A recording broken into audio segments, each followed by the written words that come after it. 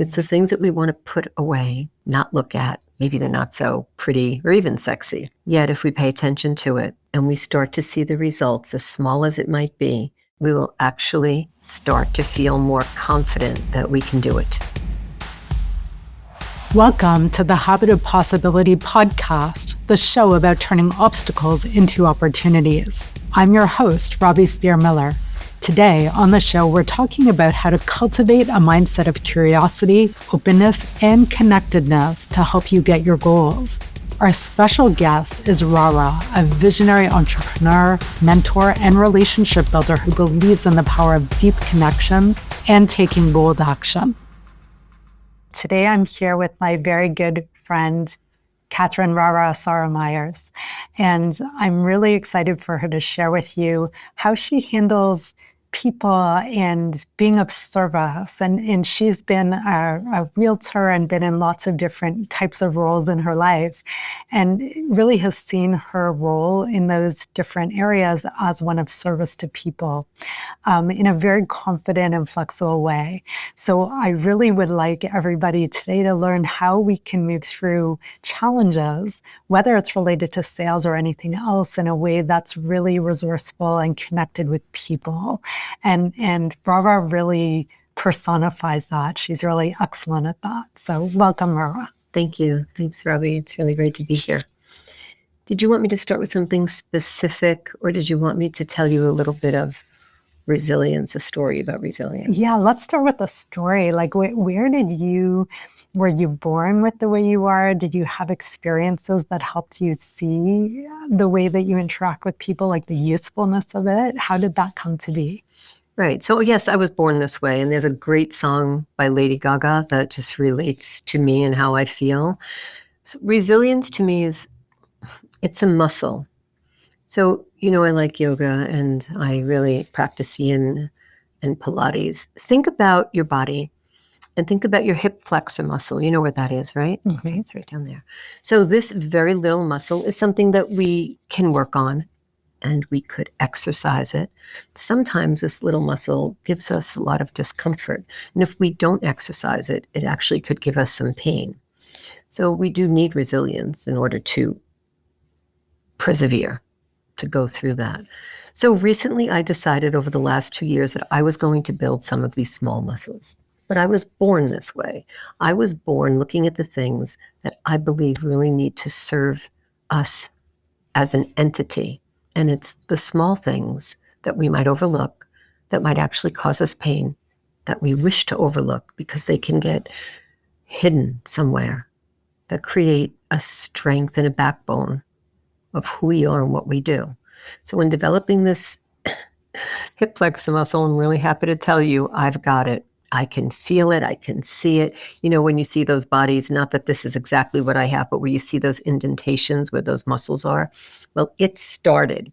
And I know that through diligence and a great mindset that I will build this muscle to keep the backbone and the foundation of my body very strong. Resilience in sales and business. It's the things that we want to put away, put in the back, not look at. Maybe they're not so pretty or even sexy or interesting. We just want to leave it somewhere. Yet if we pay attention to it and we start to see the results, as small as it might be, as big as the effect and the impact is, if we stick with it, we will actually start to feel more confident that we can do it. So patience and being willing to keep developing it over time is really helpful. Yeah, staying connected to the reason that that's even important. Who cares about a hip flexor? Well, when you understand what it does for the body, you do. You care about it. You realize it's important. Some people say, I don't like talking to people, but yet I'm going to build a business. Well, there's a bit of a disconnect there. That's a hip flexor that's not going to be developed, and that body may be hunched. So if you are looking at the overall picture, broad stroke, we talk about this all the time, we know that there are segments, portions, modules, phases that we need to strengthen in order to have the body that works, or a sales force or a sales strategy. Yeah, and everybody needs to start wherever they are. For example, when I started my business, I was very shy and quiet, and I'd been home with the baby for a year and a half by myself. And so I chose to go out and start connecting with people to build my business. And it was not easy, but I knew I had to do it. And as I did it, I got better and better at it. So that was definitely something I was not born with. And I help a lot of people build businesses who are more like me that way, where they're not used to doing that sort of thing. So it is something you can develop even if you haven't been living that way in the past. Yes, Yeah. great point. Yeah. One thing, RaRa, well, I appreciate many things about you, but one of the things that is awesome is that you're really in life seeing opportunities, and you don't have a neediness in you. You really genuinely look at life in terms of service and noticing what other people need and being willing to fill that need or not, but there's no neediness around it. And there's a lot of freedom for the people around you to be who they are. And yet you're still very loving and caring. And I think that's a very unusual quality in people, at least in terms of people I've come across. But it sure helps a lot in relation to relationships and sales, because you're just purely curious about what you can do for other people, and you're willing to pursue something, and you're really good at that, or you're willing to let something go. And there's a lot of flexibility and openness around that. Yes, so the question that I hear in what you're saying, and thank you for that, again, we'll look at the body. If we're stiff, if we're not feeling great, we're probably going to approach something the very same way. If we're talking to people, as we do in our careers, for enjoyment and pleasure, if we're stiff, if we're rigid, if we're strongly opinionated and closed-minded, not saying there's anything wrong with any of those positionings, but if that's how we are, we might be alone in a room. We might not have everyone gathering around us. Imagine walking into a room with a tray of warm vegan cookies, and everyone goes, "What's that?" And you go to look at it, and you might be curious about it. But if you walk into a room without that curiosity, with a position of, I know it all, and this is what I absolutely feel I stand for, nothing wrong with that either, one might be attracting, and one other approach might be taking a stance. And sometimes we're taking a stance when there's nobody around. And we're taking the energy, and really all we have to do is enjoy the fresh air or enjoy the beauty around us and save that energy for when it's important, when it's necessary. Mm-hmm. We don't have to flex that muscle all the time. So in terms of giving open space, I like advertising for that reason. You buy air time. I think it's brilliant. You pay for air. Who thought of that? It's amazing. You pay for time, as this would be airtime, to have an opportunity to speak one's opinion with a clear, direct sales message. This is a conversation. But if this were $1,000 a minute advertisement, we would say something clear and succinct. We're selling a conversation right now, right? Mm-hmm. Basically, an easy conversation between the two of us. So when we talk about people being themselves and giving the freedom, allowing that comes from within, from who we are. And if we can be that way or learn to be that way, we might attract more, what's that saying? You attract more bees with honey than you do with vinegar. We might attract more. Mm-hmm. Yeah.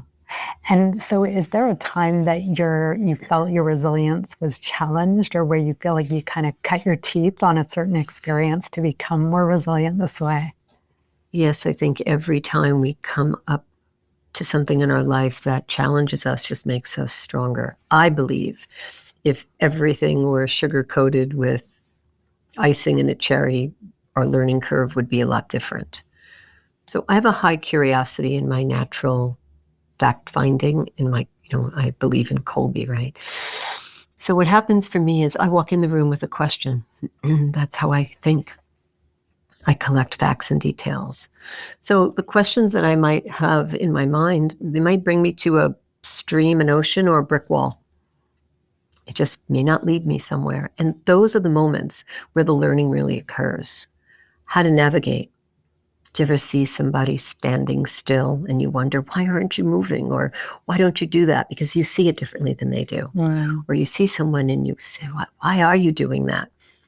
We feel what we feel in our bodies, in our mind, what's right. So when I've come across things that have stopped me or caused me to pause and think, I know that that's the moment that I'm going to grow. And I actually look for that. I was in network marketing 15 years ago, and I still build that business. There's an expression, go for the no. You go for the moment that gives you that opportunity to grow and understand why is that no and not now. And you move, I would say, above it or move with it. So you're curious and you want to learn. You're not feeling like it's a judgment of you, or you're not feeling like it impacts you in a significant way. You're just playing with that. Right. I don't think it's a reflection of my ability or inability. I believe that I'm a conduit for that to understand. It's usually with a human, right? I'm not necessarily dealing with a brick wall. So if there's something that we can agree to see differently, that's a growth. How many times have we gone, maybe we as people, and together somewhere for dinner and looked at the menu to see if they have what we want? And if they don't, we try every which way to see if they could create something so that we could have a good experience. And that's how I like to approach life. How can we create a good experience? Sometimes they're higher level than they are others. Sometimes they're very quiet, because I, by nature, am an introvert. Which most people would never know. Yes, you're right. I'm a loud introvert, if that makes any sense. Yeah. So was there a time in your life where you felt like you hit a brick wall and you weren't sure you could get around it? Did you have some kind of experience like that? Yes. I remember when I was 13, I was sort of thinking in my head, should I go to something a little bit more current? But at 13, I remember feeling that I wanted to go into the work field and I wanted to work with people. So I connected with social workers and people that were helping the students in the school. I stayed very connected to the outsourced, not the teachers and the principals and the guidance counselors, the outsourced people that came in to deal with the troubled kids, actually. I was curious, what was it like? So I was told that I wasn't really able to be in that group because I wasn't one of the troubled kids. So I said, well, how can I? How can I learn? So I approached those social workers and said, can I learn from you? I know I'm not in your classroom. I know I haven't disrupted anyone. I don't intend to. But how can I learn to be the person that creates solutions? And at 13, I made that decision and I got great experience from it. Wow. Yeah. And I've seen you connect with people or be in new situations. And your first question is always, how does this work? And you're very curious about that. And before you know, there's nothing else to do, because the first thing you need to find out is what's possible here. And I think that's a really useful state of mind to be in when you're getting to know people or trying to help them, or if you are selling something, they don't really care about it until you can connect what they need to what you're offering. And isn't it possible that what we have would not be right for someone, and maybe we just don't feel a connection to them? So we might have something, I love your mala, but would I say to you, can I buy it from you? It's yours. It belongs to you. I can like it. And I don't have to believe that everything belongs to me or everything is possible for me. I like to have this connection of respect. I think when you feel respect in a mutual situation, there are many more possibilities than when you feel someone pushing and getting in your space and perhaps losing that line. We might call it a boundary, or where is the line in the sand? Yes, yeah, and then people feel freer to really be real. They might not know how to do that without having that openness that you're giving them, because sometimes people are in situations in their lives or relationships where they don't have that opportunity. So it's wonderful to be in a situation where they do. Madonna had a wardrobe malfunction. is the Now, word. now we have all kinds of images in our minds. Okay. When those things happen, and it might have happened to you or me, and when it does, it's something we need to take care of. Know how to navigate something if it goes wrong. What if the mic drops? What if the light goes out? The show must go on. So observe, use your eyes, your ears, touch, have a plan. The idea of winging it, some people I hear that a lot. I would recommend that if you choose to use that with the visual image. Like call it the wing it plan, but have a plan and call it the wing it plan if that resonates with you. But to walk into a room cold and not have experience, even if you are a seasoned entertainer, there's still someone who would be maybe in your zone or on your team to check things. So use all your senses and listen to your gut. A specific external tool, I would say to take your phone, hit record, listen to yourself, watch yourself. 9 times out of 10, people don't like the way they sound, they don't like the way they look, but do that. Hear what you sound like, and the confidence will come from the repetition. So if you do it the first time and then the 10th time and you say, it's not so bad, then that's because you listened to it 10 times and you might have actually lightened up on your critique or your criticism, self-criticism. So the more we get comfortable with something, the easier it would be. I think it's interesting to consider that there are people who they don't feel comfortable with things because they have a fear around it that can drop away. It might be a fear that came from another time in their life, or a story they made up about themselves, or a flexibility or a muscle they haven't built up. And so sometimes that's where we feel discomfort. So a lot of the work we do here is to help people discover they can do things they didn't realize they could do, even if it is uncomfortable at the beginning. So I think an important distinction that might help some people is the difference between fear and intuition, or fear and knowing yourself. And that yourself can be very flexible. And sometimes what keeps us from becoming flexible is fear. So RaRa, you don't really have a lot of fear. So maybe it's harder for you to relate to this because you're very bold and you just go and do things and you know you're okay. It's a wonderful quality. Many people don't know how to do that. And so I think that being aware of that fear might be the thing that's happening, but people interpret it as who they are or their intuition or what feels right or wrong. Knowing there's a distinction there matters. And also, you got to want to do it. I mean, obviously, if you don't want to become more flexible or learn something, then don't do it. Right. But I know for me, when I started my business, it was a calling. And I would be disappointed in myself if I didn't do it. And so I was willing to push myself to have experiences that were genuinely uncomfortable and that didn't fit with my values at the time. But through that, I realized that my values at the time weren't actually useful. I came to a place where I didn't agree with them anymore, right? So I think it's very interesting to see the contrast in how we look at things this way. And what I love about what you just said is knowing that someone is a fact finder and knowing that someone is a high follow through and knowing that someone is an implementer. Do you ever watch people pick things up and fix them? Do you ever watch people ask questions and wonder why is that important, or watch someone go into action? As you know your strength in a situation that might be new, think of a fear, starting a new business. Once you're in that business, there might be another fear, to be in front of a camera, because there's a business and then there are aspects of that business. Speaking to a customer or client, having someone say no, having someone say the truth about what they received and it not being what you want to hear. Those are things that we're sort of not prepared for as a new business owner, but it never gets old because you always want a good review, right? You always want someone to say something nice. It doesn't matter how long you're in business. I'm in business over 4 decades. I really don't want to hear that someone's not happy yet. I want to hear why. Right. So you're curious about the why and where can that take you next?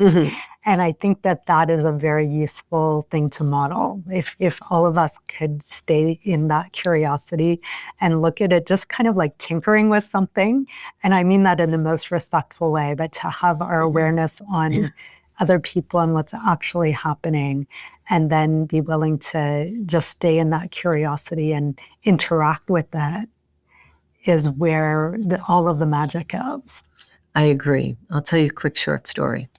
Once upon a time, I used to sit in front of technology and it used to completely blow up. I could sit in front of a computer and it would stop working. I would have an idea. I would work on something for 3 hours and it would get lost. 30 years ago, I used to say, I cannot believe that technology is not my friend. And then I stopped saying that.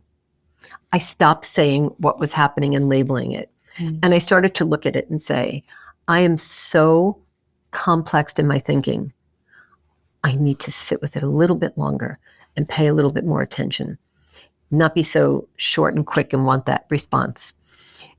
And I started to realize that I was a geek. I was really technically curious about things. I didn't have patience before. So I used to label it as technology blows up. And that's what it did. So the story that I want to share is when I would blow up computers, like we used to have desktops, with the CPUs, remember that? I was blowing up those kinds of computers. Who thought that at this moment I would sit in the production studio that I sit in now and the things that I do before we go live as a hobby, as an interest.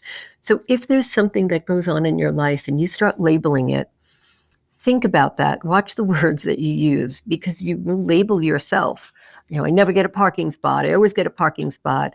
I'm not good with people. I'm not good in front of a camera. I invite you to think about what you're genuinely interested in and then label it or reframe it. Speak to Robbie, speak to me, and call it something else where it gives you growth and expansion. And then you won't have a funny story like me saying I used to blow up technology and now I sit around it all the time. And it's true. If you saw how RaRa set up all the lights and the sound for this podcast, it's impressive. You are a geek. I speak geek. You do. Great. All right. Thank you. All right. Well, thank you. These were really great insights and really fun stories to share. And so hopefully this will inspire people to go beyond what you thought you could do before and stay curious and connected with the world around you in a way that will help you get to a new place where more is possible for you. Thank you. And I love what you said. Embrace the things that might scare us and walk and work with it. So you're a great example of that. Thank you for inviting me today, Robbie. Thanks for coming. Ciao. You can connect with RaRa at www.thebridgeempowers.com and check the show notes for lots of other connection opportunities. Let us know what you think of the show. Reach out to us at mindlinkconsulting.com. And if you like the show, please rate and review us so other people can find us too. Thanks so much for tuning in. I'm Robbie Spear-Miller, the host of the Habit of Possibility podcast. Tune in next time to learn more about how you can turn obstacles into opportunities and make the most of your life and career. If you're interested in learning more about personal and business coaching, consulting, and training opportunities, go to mindlinkconsulting.com and schedule your free consultation.